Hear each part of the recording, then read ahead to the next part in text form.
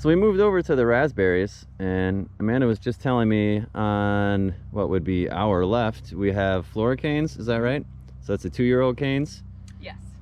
And then on the right, we've got the primocane raspberries. And so those would be the things, they're different varieties then? These are different varieties. So this is part of our breeding program. So we always have some standard varieties which are commonly grown, which would be meeker. I think that's the most common standard that we've got in here. Mm-hmm. And then a bunch of numbered selections, which are just things that have been grown from seed. And we work with the USDA breeding program, and they have fields of seedlings down in Corvallis, and they plant thousands of seeds and plant new plants every year. And the best of the best out of those seedlings come up here. We plant them in our fields here and try and manage them like a farmer would, like a grower would. And see how they perform for a couple of years in terms of yield, fruit quality, and then just plant health. How vigorous they are, how well they stand up to things like machine harvest and our floricane fruiting varieties, or hand picking, and what their season looks like, what time of the year they're fruiting, and we're able to compare them to the standards that people are already growing and see if we can come up with something better for them. Interesting. So this would be what we call like summer bearing. Mm-hmm. And then would these be ever bearing then, or is this a fall bearing? Fall bearing. Yeah. Okay. I mean, they start really fruiting kind of now into August and September, so it's fall bearing is a little bit misleading, but. And do you then prune them, the primocane ones, all the way down at the end of the season? Yeah. So they would bear.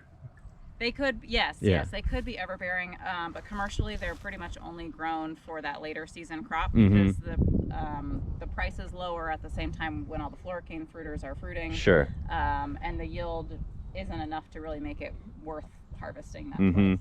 So yeah, these are all the primocanes that you see here. And we've got a little bit of fruit coming on these ones. So these are the really early, but most of this fruit is going to be a while before it's really ripe yet.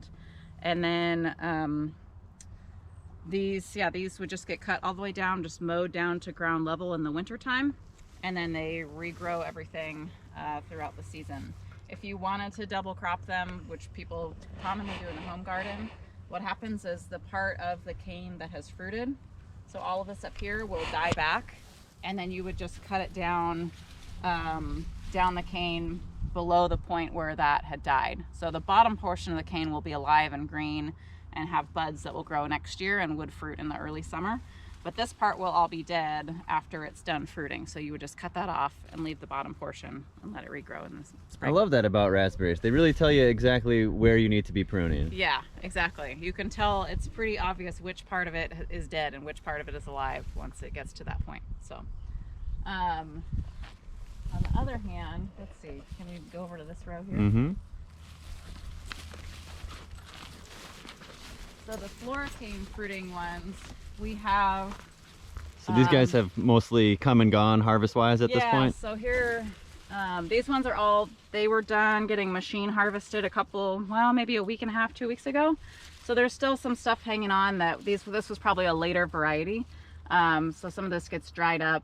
And since these are machine harvested, the machine also can't pick stuff that gets overripe. It just sticks onto the plant too much. But you can see we've got primocanes that are growing up through these plants. And then our floricanes, it's a little bit early, but these will start dying back too, and the leaves will start yellowing and turn brown. And then what happens is once they're all the way brown, you come in and you can cut them down to the ground. And then you train these primocanes up in a bundle and then get those ready for next year. And you can see those bundles here. These are dead. They've been cut or something already. But you can see what that bundle looks like kind of in the winter time. It's just these canes here, and then we arc them over to give a little bit more wood that will provide fruit. And then these are the fruiting laterals that would have had fruit this year. Fantastic. Yeah, nice example with the dead canes. Yeah. Very easy to see. Right. Cool.